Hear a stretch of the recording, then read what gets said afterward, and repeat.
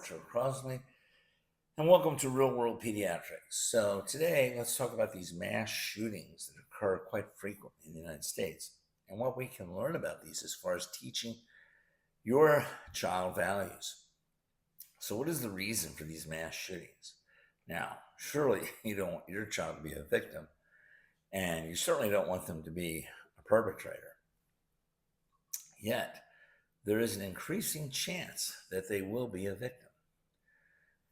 Now, if you're a young parent, you should know that these mass shootings did not occur on an everyday basis in America back in the 1950s and 60s. And here's a graph you might find interesting, and I'll place it on the screen for you. It comes from Wikipedia, and as you can see, school shootings have skyrocketed in the US since I was a boy. The first occurrence of a mass shooting that I can recall was in the 1960s when Charles Whitman climbed atop the tower at the University of Texas and shot various people. But this was a rare event. This was not an everyday occurrence like it is in the United States today. So what is the cause of this? Well, the cause of this is a gradual breakdown in American society on many levels. You can't point to any one thing and say, oh yeah, that's the cause. Now, you have many factors that act in synergy to produce the likelihood that such a mass shooting will occur. Now, to boil it down to its final analysis, there's really just too much pressure on people, especially children. Now, this pressure comes in many forms. There's school pressure, the pressure to be socially acceptable, the pressure to do drugs, pressure to be a sexual smoothie. There's also family discord at home.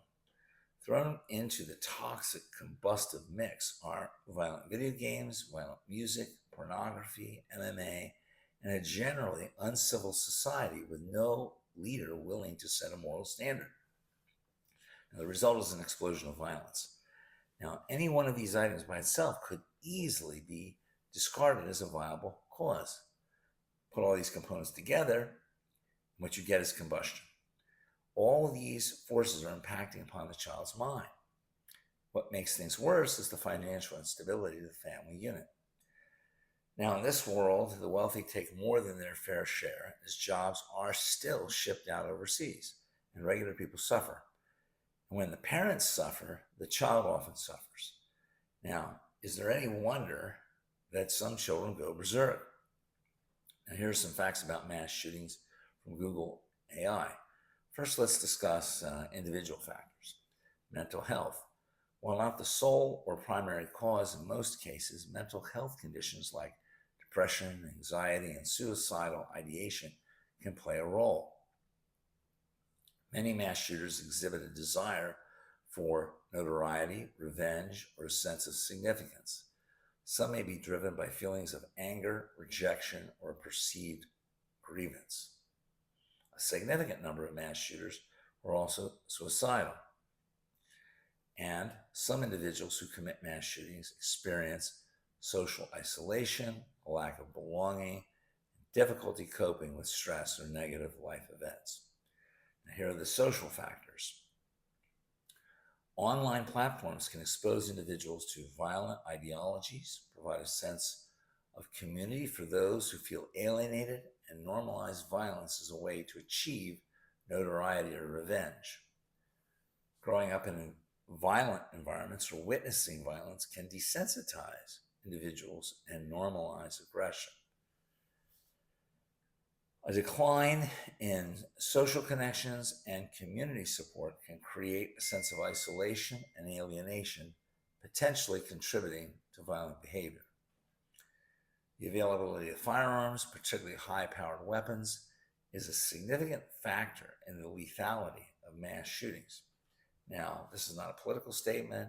I have no desire to take your guns away, although it is my personal belief that Uzis, tanks, and hand grenades should not be in the public domain. So, there's a lot of pressure on kids these days, and it seems as if the situation is hopeless. But it's not as hopeless as you think. One person can go a long way to reverse these trends in society. You as a parent have the choice to influence society to a greater degree than you think you do.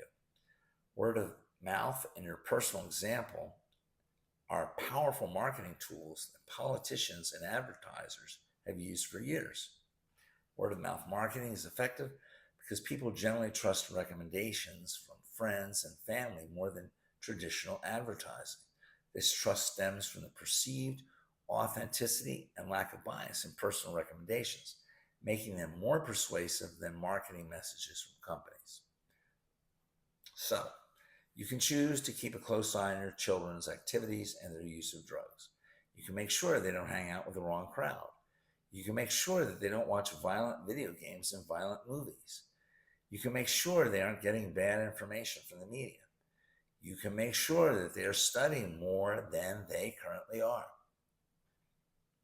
Now, your child is like a garden that you've planted out in your backyard. You certainly wouldn't allow vermin and insects to take over your garden, right?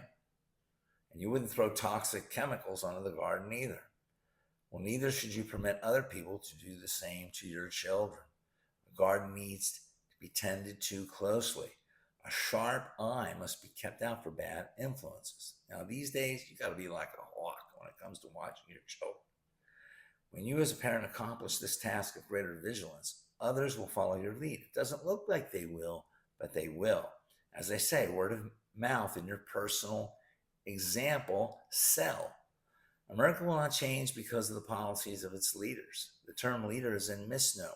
America is set up so that America's leaders follow your lead. You are the leader in America. They are the follower.